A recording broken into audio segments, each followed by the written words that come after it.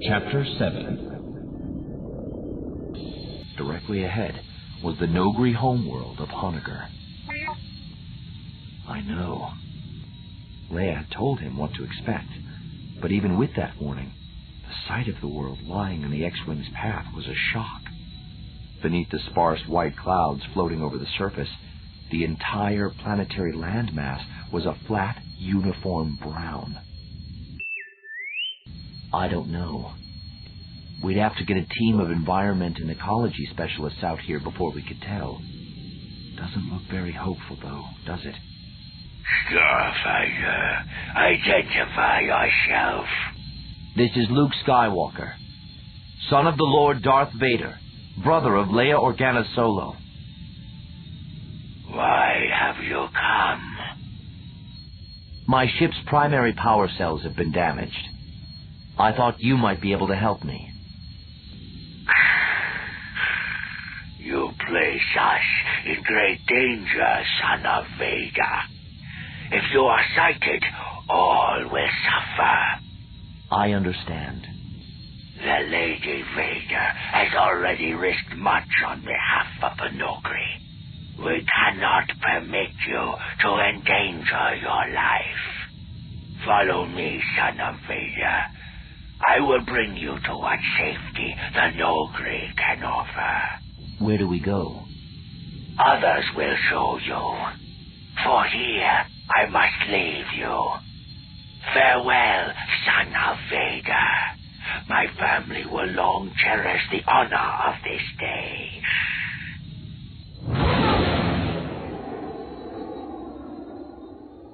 We greet you, son of Vader. We are honored to guide you. Follow.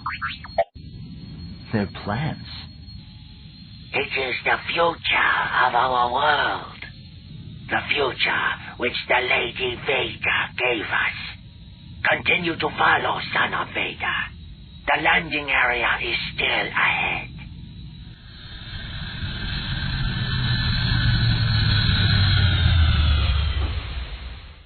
Looks like the reception committee. In the name of the New Republic, I bring you greetings. I'm Luke Skywalker, son of the Lord Darth Vader, brother of Leia Organa Solo. I greet you, son of Vader. I am Okivam, Clan Bakhtor. I serve the Nogri people here at the future of our world. You honor us with your presence. I am honored by your hospitality. And your companion is? I am Tabarak, Clan Timbar. The Clan of Vader has now doubly honored me. You called this place the future of your world. It is the future given to the Nogri people by the Lady Vader. Here, with her gift, we cleanse the land of the Empire's poisoned plants. Here will someday be enough food to provide for all. It's impressive. If you can provide my ship with replacement power cells, I'll be on my way as quickly as I can. I would pay, of course. We could accept no payment from the son of Vader.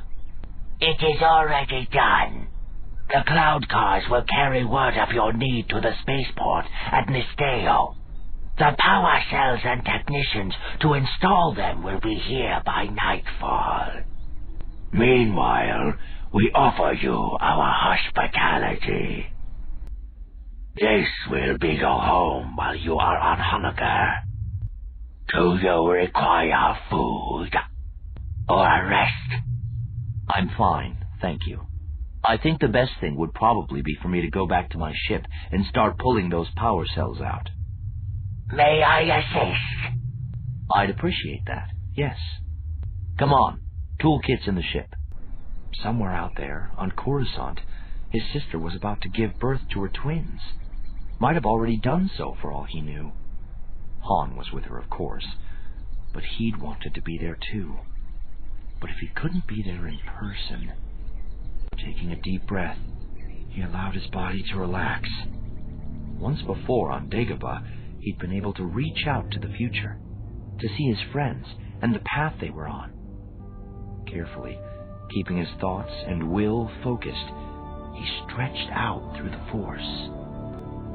Leia was crouching in the darkness, her blaster and lightsaber in her hands, her heart racing with fear and determination.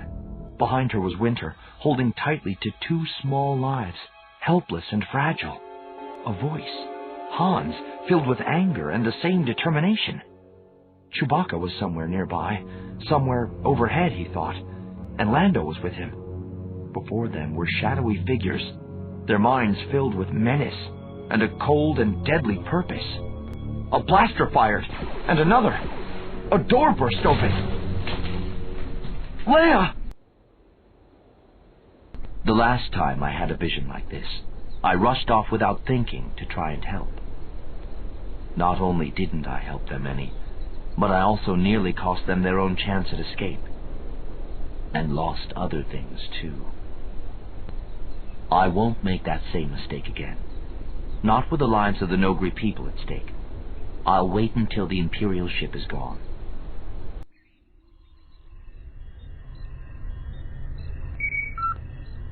Calrissian. Sir, this is Baggett in Engine Central. The last drive motivator just went. Any chance of fixing enough of them to get us moving again? Not without a frigate's worth of spare parts. Sorry, sir, but there's just too many things broken or fused. Understood. In that case, you'd better have your people concentrate on keeping life support going. Yes, sir. Sir, there's a rumor going around that we've lost all long-range communications. It's only temporary. We've got people working on it right now, and enough spare parts to build 2 new transmitters. Yes, sir. 20 days they had. Just 20 days before Niklon's slow rotation took them from the center of the night side across into full sunlight. At which point, it wouldn't much matter whether or not the drive motivators, communication gear, or even life support were working. When the sun began its slow crawl up the horizon over there, everyone still left in Nomad City would be on their way to a very fast and very warm death. 20 days. Nomad City, this is General Bel Iblis. Can anyone hear me? This is Lando Calrissian, General. Is that you out there? That's us. We were out at Cat Christak when we picked up your distress signal. I'm sorry we couldn't get here in time. So am I. What's it look like at the shield ship depot? Afraid it's something of a mess. These shield ships of yours are too big to easily destroy, but the Imperials took a crack at it just the same. At the moment, this one seems to be the only one in any shape to fly. Well, it's all pretty academic anyway. Nomad City is done for. No way to get it moving again? Not in the 20 days we've got before the dawn line catches up with us. I suppose I should hear the rest of the bad news. What all did the Empire get? Everything. All our stockpiles. Ephredium, Camrus, Dolovite, you name it. If we mined it, they got it. How much in all? About 4 months' worth. A little over 3 million at current market prices. I didn't realize this place was that productive. Makes it all the more imperative that we persuade Coruscant to help you get up and running again. How many people do you have down there? Just under 5,000. Some of them are in pretty bad shape, though. I've had plenty of experience moving injured people. Don't worry, we'll get them aboard. I'd like you to detail a group to stay behind and get the shield ships operational. We'll transport everyone else to Cat Christak. Be as good a place as any for you to transmit a formal request for assistance to Coruscant. For what it's worth, I'd say you've got a better than average chance that yours won't get lost in the shuffle. So let's skip the shuffle entirely. Take me to Coruscant and let me talk to them in person. That'll cost you an extra 5 days in travel time. Can you afford it? Better 5 days spent that way than sitting around Cat Christak wondering if my transmission has even gotten out of the communications center yet.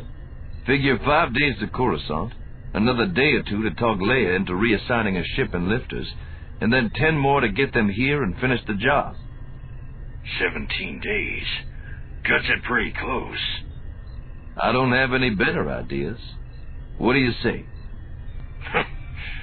Well, I've been planning to head over to Coruscant soon anyway. Might as well be now.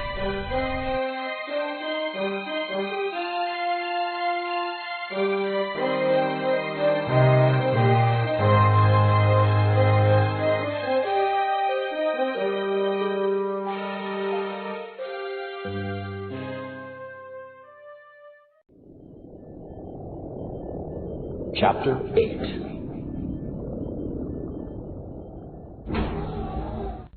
Hi, sweetheart. Everything all right? Fine. We're just having another dinner. They eat like starving Wookiees. Is Lando still downstairs? Yeah, he and Bel Iblis are still talking to Admiral Drayson, trying to convince him to divert a couple of ships to Niklon. How does it look? Not too good. Maybe when Jane is asleep, I can go downstairs and give Lando a hand. Right. No offense, sweetheart, but falling asleep on the table's not going to impress anyone. I'm not that tired, thank you. And I'm certainly getting as much sleep as you are. Not even close. I get to doze in the middle of those late-night feedings. You shouldn't be waking up for them at all. Winter or I could get the babies out of their crib just as well as you can. Nice. You know, you thought I was pretty handy to have around before the kids showed up. Now you don't need me anymore, huh? Just go ahead and toss me aside. Of course I need you. As long as most of the droids are out on defense duty, and there are 2 babies who have to be changed, you'll always have a place here. Oh, great. I think I'd rather get tossed aside. It's way too late for that. Winter gone to bed already? She's back. Good luck.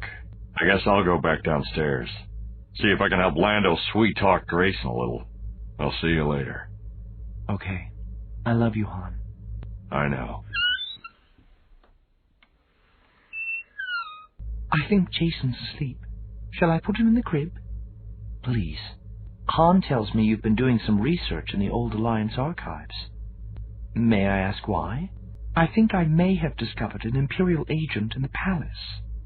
I was trying to confirm that. If you have any idea about this Delta Source information leak, we need to know about it right away. This isn't connected with Delta Source. She hasn't been here long enough for that. Is it Mara Jade? Yes. But again, I don't have any proof. Mon Mothma asked me to suggest you drop in for a few minutes, if you had the chance. Yes, I'll bet she did. But I'm afraid I have something more urgent to do right now. Will you watch the twins for me? Certainly. May I ask where you'll be? I'm going to see what I can find out about Mara Jade's past. May I ask how?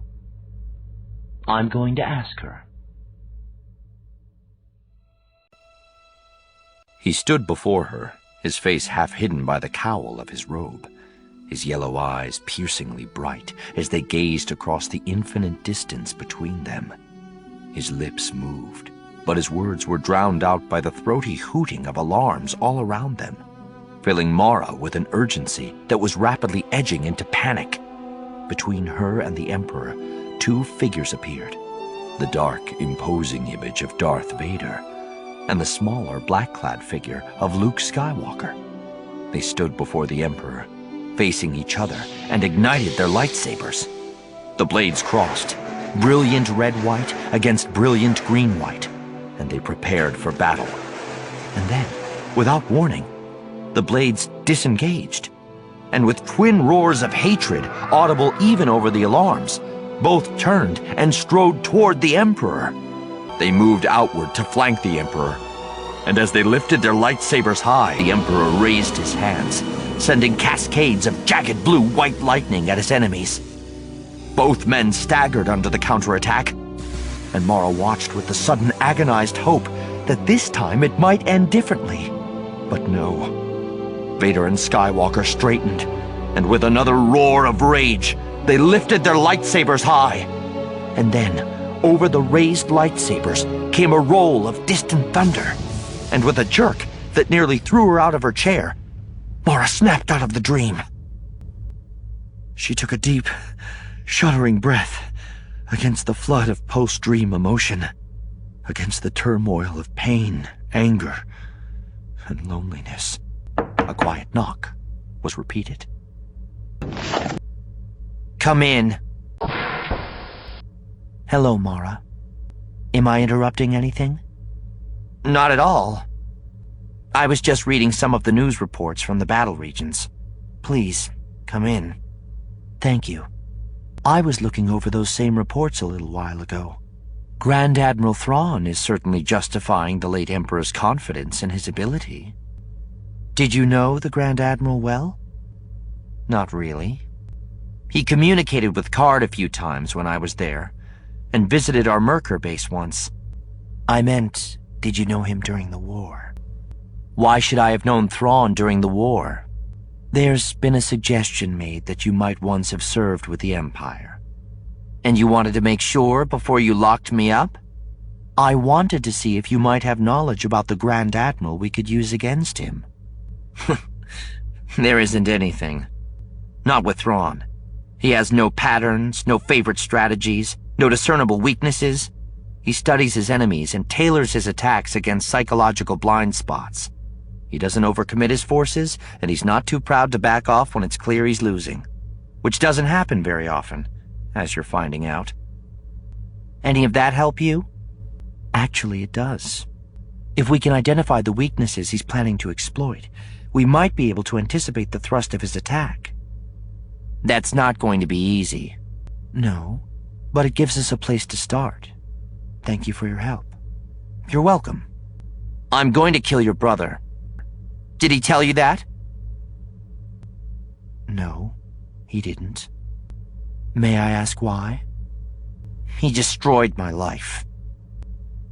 "You're wrong. I didn't just serve with the Empire. I was a personal agent of the Emperor himself.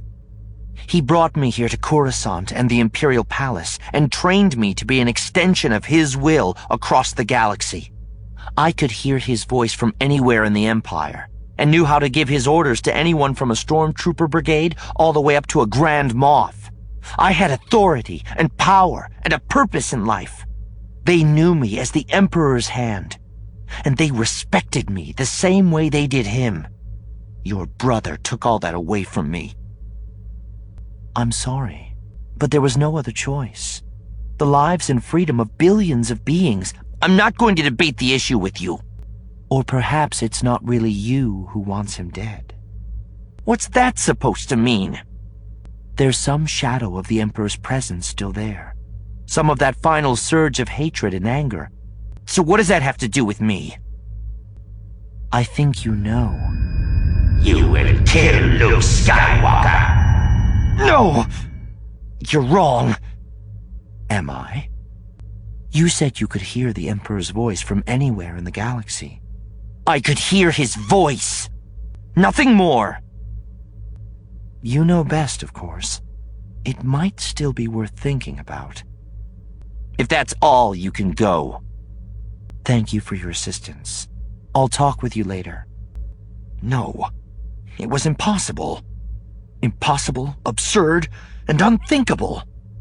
Organa Solo could waste as much breath as she wanted, spinning these clever speculations of hers. After 5 years of living with this thing, Mara ought to know her own thoughts and feelings, ought to know what was real and what wasn't. And yet, the image of the dream rose up before her. The Emperor, gazing at her with bitter intensity as Vader and Skywalker closed in on him. The unspoken but tangible accusation in those yellow eyes that it was her failure to take care of Skywalker at Jabba the Hutt's hideout that had caused this. That flood of powerless rage as the 2 lightsabers were lifted over him. That final cry, ringing forever through her head. You will kill Luke Skywalker. "Stop it!" she snarled, slapping the side of her head hard against the window jamb. The image and words exploded into a flash of pain and a shower of sparks, and vanished. For a long time she just stood there, listening to the rapid thudding of her heartbeat in her ears, the conflicting thoughts chasing each other around her mind. Certainly the Emperor would have wanted Skywalker dead. But Organa was still wrong. She had to be. It was Mara herself who wanted to kill Luke Skywalker, not some ghost from the past. She might as well go to bed and try to put the whole thing out of her mind long enough to get some sleep. Deep in the back of her mind, the quiet alarm bell had just gone off. Somewhere nearby, there was danger. Carefully, she opened her door and looked outside. There were 4 of them, dressed in the uniforms of palace security, walking in a bent diamond formation. They reached the hallway and slowed as the point man eased a quick look around it. The bent diamond formation, the obvious caution, and her own premonition of danger, they all pointed to the same conclusion. Imperial intelligence had penetrated the palace.